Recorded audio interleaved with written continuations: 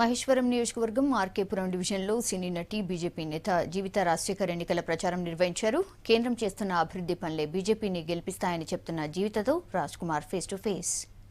ప్రచారం ప్రారంభించింది. గత 3 రోజులుగా నగరంలో అన్ని ప్రాంతాల్లో బీజేపీ జరుగుతుంది. ముఖ్యంగా స్టార్ క్యాంపెయిన్ కూడా రంగంలోకి దించింది. ఈ రోజు వెంకయ్యనాయుడుతో పాటు సినీ ప్రముఖులు కూడా ప్రచారం చేస్తున్నారు. ప్రస్తుతం మనతో పాటు జీవిత రాజశేఖర్ ఉన్నారు. వారు ఇక్కడ ప్రచారం చేస్తున్నారు. బీజేపీ అభ్యర్థి ధీరజ్ రెడ్డి గారితో ప్రచారం చేస్తున్నారు. మేడం చెప్పండి, అధికార పార్టీ ఒకవైపు కేటీఆర్ రోడ్ షోలు చేస్తున్నారు. అధికార పార్టీ చాలా అంటే రాష్ట్రంలో ఉన్న కేసీఆర్ ప్రభుత్వము మేము అనేకమైన కార్యక్రమాలు చేస్తున్నామని చెప్తున్నారు. బీజేపీ ఏం చేయబోతుంది, ప్రజలకు ఏం చెప్పబోతుంది? అధికార పార్టీ ఏం చేయాలన్నా సెంట్రల్ లో ఉన్న బీజేపీ సహాయం చేయలేకుండా ఏ అధికార పార్టీ ఏమీ చేయలేదు. ఇప్పుడు అధికార పార్టీలో నీళ్లు ఇస్తున్నాం, ఇళ్లు ఇస్తున్నాం, వాకిళ్లు ఇస్తున్నాం అని 100 వాగ్దానాలు చేస్తున్నప్పటికీ అందులో ఎంత జరుగుతున్నాయి, ఎంత జరగటం లేదు అన్నది ప్రజలు ఇప్పుడు ఆలోచించుకొని ఓట్ చేయాలన్నది నా విన్నపం. అలాగే వీళ్ళు చేసే ప్రతి ప్రామిస్ ని వాళ్ళు నిలబెట్టుకోవడానికి ఎన్ని లక్షల కోట్లు నరేంద్ర మోదీ గారు గవర్నమెంట్ నుంచి వస్తే వీళ్ళు చేయగలుగుతున్నారు. బేసిక్ గా వీళ్ళ ఇళ్లలోంచి డబ్బులు అయితే తీసి ఎవరు ఏ పని చేయటం లేదన్నది ప్రజలు అర్థం చేసుకోగలరని చాలా ఆత్మవిశ్వాసంతో ఉన్నాం. కాబట్టి ఇదే ఒక మా మెయిన్ గోల్ గా బీజేపీ క్యాంపెయిన్ చేస్తుంది.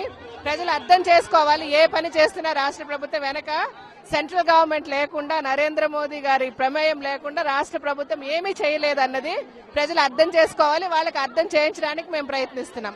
అలాగే రాష్ట్ర ప్రభుత్వం వాళ్ళకున్న పేరు పలుకుబడి అర్ధబలంతో గాని అధికార బలంతో గాని బెదిరించడం అన్నది జరిగినప్పటికీ, ఈ పనులు జరగవు ఆ పనులు జరగవని జరిగినప్పటికీ భయపడద్దు.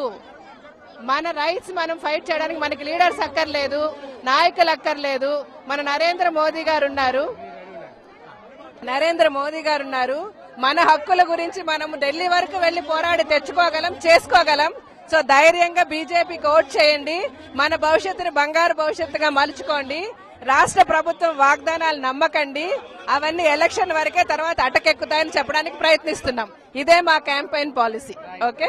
ఆర్కేపురం అభ్యర్థి బీజేపీ అభ్యర్థి రాధికా ధీరజ్ రెడ్డి గారు ఉన్నారు. రాధా ధీరజ్ రెడ్డి ఉన్నారు.